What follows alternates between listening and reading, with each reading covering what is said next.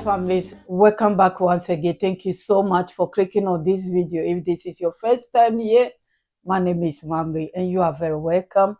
I'll be sharing videos about our brother, our late brother, Alain Christoph Traoré. There's a channel that I like, but I don't understand French, but I like everything they do there. And this is maybe the third or fourth time I'm going to share their opinion on what really happened, because they know more. After all, they are French, they know more about it. Credit to News World. Families, there is more about this mystery there. I'll be back. Thank you so much for your time. Good evening, everyone, and thank you for staying loyal to the program tonight. It's us. Welcome to Regards Croisés, the edition for this Wednesday, July 30th, 2025. We have 4 topics to discuss with our guests. First, we'll talk about Burkina Faso and Côte d'Ivoire, a new dispute following the death in custody of Alino Faso. Our second topic also concerns Côte d'Ivoire, focusing specifically on the presidential election. Alassan Ouatara announces his candidacy. Our third topic will also be about Benin, focusing on the presidential election. Patrice Talon rejects any idea of a third term. Then, of course, we'll finish with Togo and biometric identification. Where does the process stand? And to discuss all this tonight, I have 3 guests with me on set. Robert Kosigan, right here. You are a political analyst and president of the AJD, Alliance Jeunesse Développement. Good evening, Robert, and welcome. Good evening, Doctor. Good evening, Niwa TV. Good evening to all Niwa TV viewers around the world. I would like to greet our mama in the Yoto Prefecture. I would like to mention the Honorable Jacqueline Amivi Aka, who has just returned from a long trip. May God grant her good health, a long life, and may his blessings rain abundantly upon her and the entire Yoto Prefecture. Thank you very much. To you, Robert Kosigan, besides having accepted our invitation, I should be the one thanking you, Doctor. Our second guest this evening, Credo Tete. You are a journalist and political analyst. Good evening, Credo, and welcome. Good evening, Guillaume. It's a pleasure for me to be back on this set. Credo, whom we've missed for quite some time on this set. Now it's his turn. Thank you, Pastor. Thank you very much for accepting our invitation.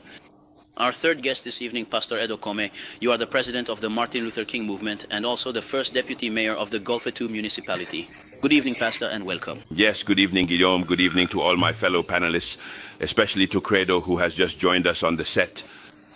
I believe he has gone through some painful times, and together we share in his sorrow. A special shout out to all the coordinators of the Voice of the Voiceless from Lomé to Chinsa, and tell them that our meeting will be held soon. May God bless Togo and bless the Martin Luther King movement. Thank you very much. Thank you, Pastor Edo, for accepting our invitation. No, it's a pleasure for me. With you, we will address our first topic. First, we will talk about Burkina Faso and Côte d'Ivoire, a new dispute arising from the death in custody of Alino Faso. Burkina Faso denounces a heinous murder following the announcement of the death of the Burkinabe activist residing in Côte d'Ivoire, Alino Faso, who had been detained since the beginning of the year and was ultimately found dead in his cell. This announcement was made by the Ivorian authorities and is not going down well in Ouagadougou. We will discuss this with our guests. I'll start with you, Robert Kosigan Akete. He was accused of several offenses. We were waiting for a formal procedure to be initiated. Alino Faso had not yet been tried. He was still being held at the Abidjan Gendarmerie School. In the end, he was found dead.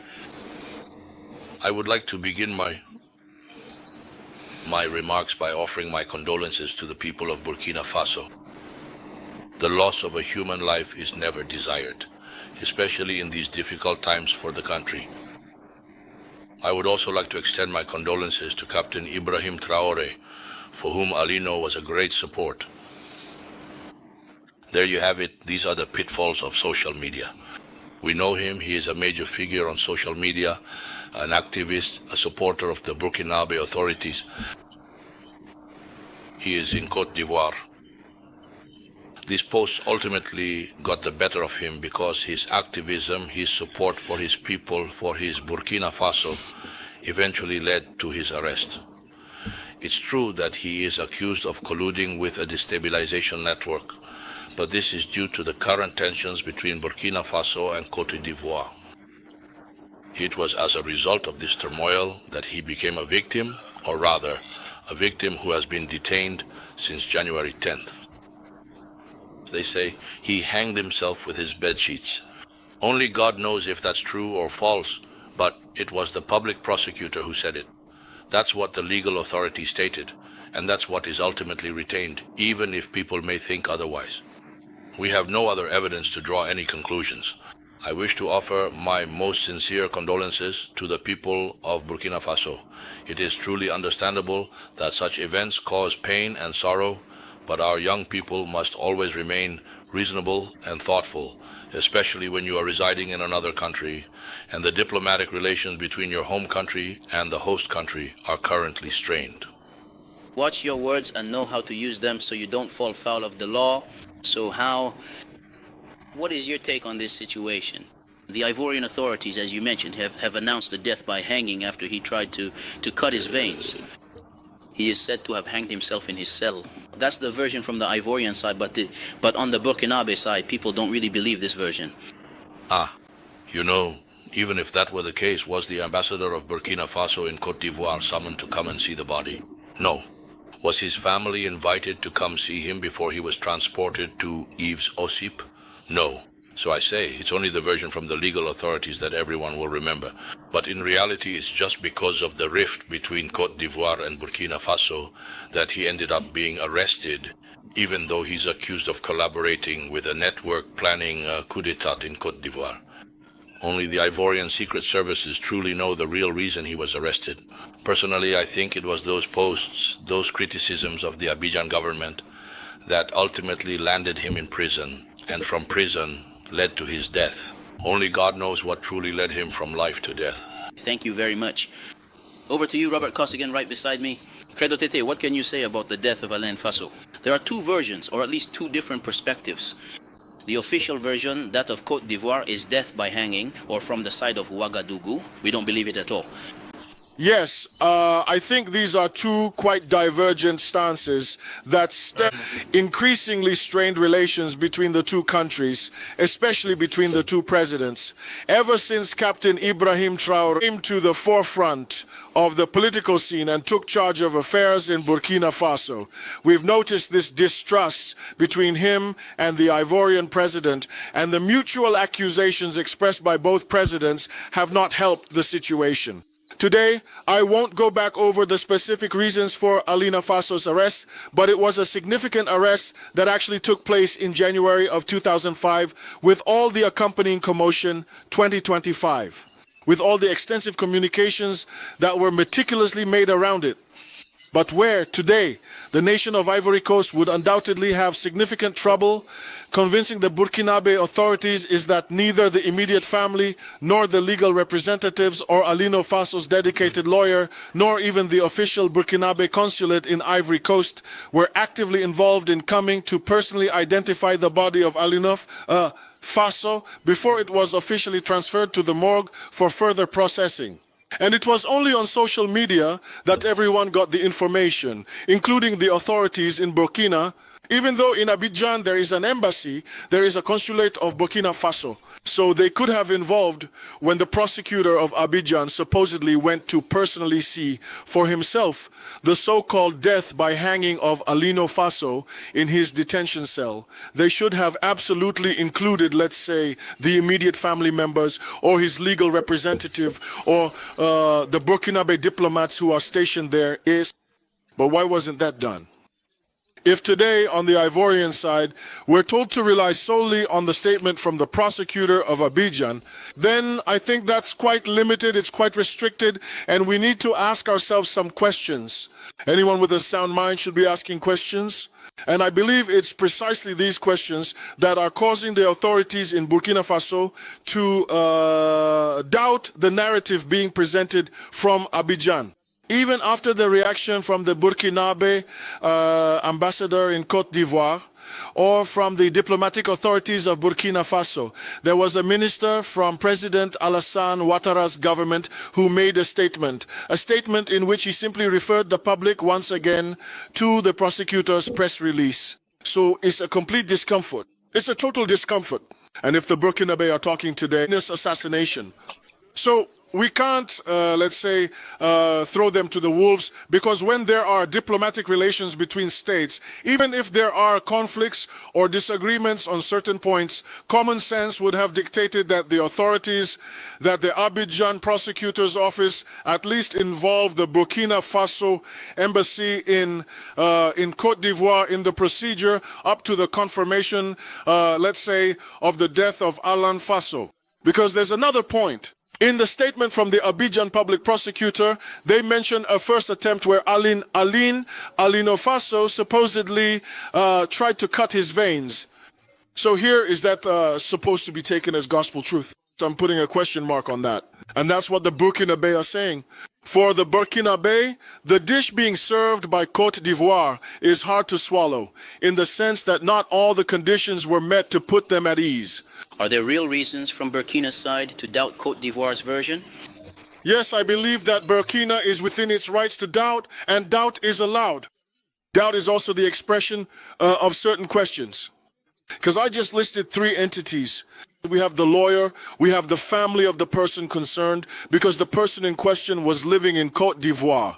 So that means there is close family, even in Abidjan, who could have been involved in the discovery of his body in the cell.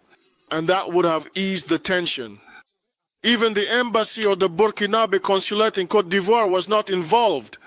And I believe it was only after the prosecutor's press release was published that they were all caught off guard, that they learned about the crisis. Whereas in matters of diplomacy, when it comes to this kind of issue, communication is always done through diplomatic channels before going public. So that's why I say Burkina Faso is not in the wrong for criticizing or expressing reservations about this death during a strike, not by hanging, but Burkina has every right, let's say, to use whatever vocabulary is necessary to try to describe the disappearance or the death of their compatriot in detention. Pastor Edo Komin Alino Faso was found dead in his cell on July 24th. This is official information from Côte d'Ivoire. On the Burkina side, they don't believe it at all. Yes, but from Burkina's perspective, they can't believe it because the circumstances are controversial. Everything is unclear. The dish is constipating, meaning the dish is constipating. In other words, it's inedible. It can't be consumed coming from the Burkinabe authorities. Because first of all, you know that Alino Faso is a great humanist and a cultural promoter, someone who is well known, who has been living in Abidjan in Côte d'Ivoire since 2021. So he has his family there, he has everything. And we know his stance towards the Burkinabe authorities, that is Captain Traore. So as a result, his positions have never been appreciated in Abidjan. And so this is precisely what is being served up today. And so the compelling evidence, the various theories about hanging, that's always precisely how they attempt to justify it, right? No one believes it because he has family, as my fellow debaters have already said, at the very least through diplomatic channels. They could have consulted the diplomats stationed in Côte d'Ivoire and involved them in discovering the body, the lifeless body that was hanged. But that wasn't the case. So this proves that the possibility of an assassination, because he was a nuisance to many, he was too much of a problem. So he had to, and since January, it's been more than 6 months that he has been in detention. He is being held at the gendarmerie, at the gendarmerie. They could have at least transferred him to prison, but they didn't do it. He says that this is a factor since the accusations are so strong, They say he is in collusion with agents of a foreign state, espionage, attempted attack, endangering state security. So all of this shows that he is someone who is feared and is a problem for the Burkinabe authorities. For me, though, there's one aspect, since we've already covered the main points, there's one aspect I don't understand. President Alassan Ouatara, of course, is originally from Burkina Faso, His family is in Burkina. He was born in Burkina, studied in Burkina, and received a scholarship from Burkina to go to the United States. And so he's the one doing this to his own country. I wonder how someone can be a renegade. That's what it is, right? He has denied his origins. President Alassan Ouatara is the president of Côte d'Ivoire. The president of Côte. Let's stick to that, please. Yes, well, we'll stick to that. But you know what everyone knows. All the viewers know exactly what I'm saying. And so today, I think that the Burkinabe people have the right to even demand the repatriation of his body, and that an investigation be launched and the truth be brought to light. In any case, on the Ouagadougou side, they say that his death will not go unpunished. So this means that, let's say that this has already started the rumors, but it further intensifies the tensions between Abidjan and Ouagadougou. And because of this, diplomatic relations between these two countries, these two brother nations, are really going to become even more strained. As a member of civil society, all I can do is pay tribute to this activist who was, after all, peaceful. When you read his post, he is peaceful. Today, what cost him his life is his stance, the fact that he supported Captain Ibrahim Traoré. Thank you all very much for your contributions. We will now take our first break and then we'll be back shortly for the rest of this program. Thank you so much, families, for listening. Everything that these three gentlemen said is what we were saying. Like, I've learned something new.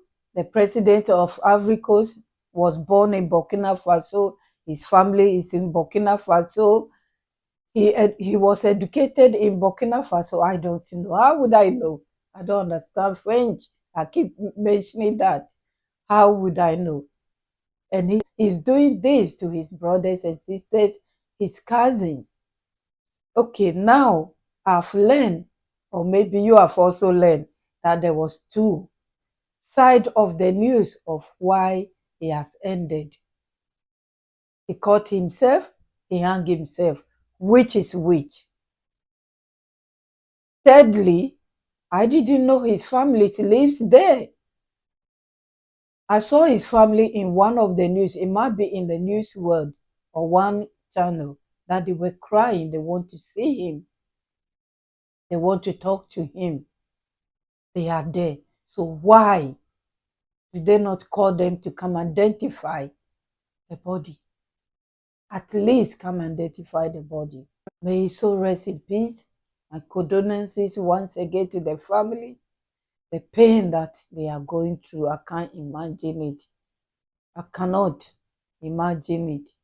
But they should hold on.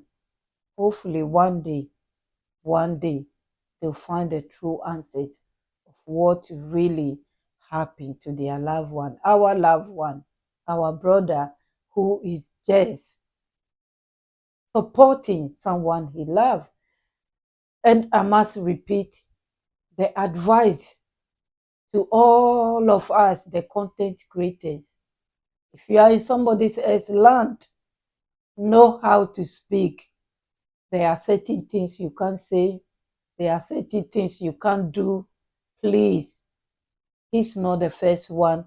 I mean, for me, he's the first one that is no more with us, but a lot has lost their passport, has lost their rights in everything. Some are in jail for speaking out. So yes, please take that advice and advise yourself. If you know that where you stand, you are not on a good, solid land, then be careful. I think you understand what I mean. Then be careful what you say and what you do on social media, because one day they will trace back to you. I can't believe that we got to the point that we can be doing this to ourselves. I'll work on the other interview and share it with you concerning Benin and also Cote d'Ivoire as well, and Togo, what is going on, because the demonstrations in Togo and all that, YouTubers, when something happy, TikTokers, or they will exaggerate it, but I want to hear it from the gentleman's mouth. So yes, if you want to hear it as well, I'll work on it because I want to know more, and then I will share it with you later during the week or next week. Thank you so much. God bless you all for your time, your contributions. My VIPs, my kings and queens, my returning families, thank you so much. I appreciate you all. God bless you. I will leave you here. The video is long already. My condolences to everyone, to the Burkinabe government, our captain. See you soon. Bye-bye. Credit to News World for sharing this with us. Keep doing the good work, because you never choose side.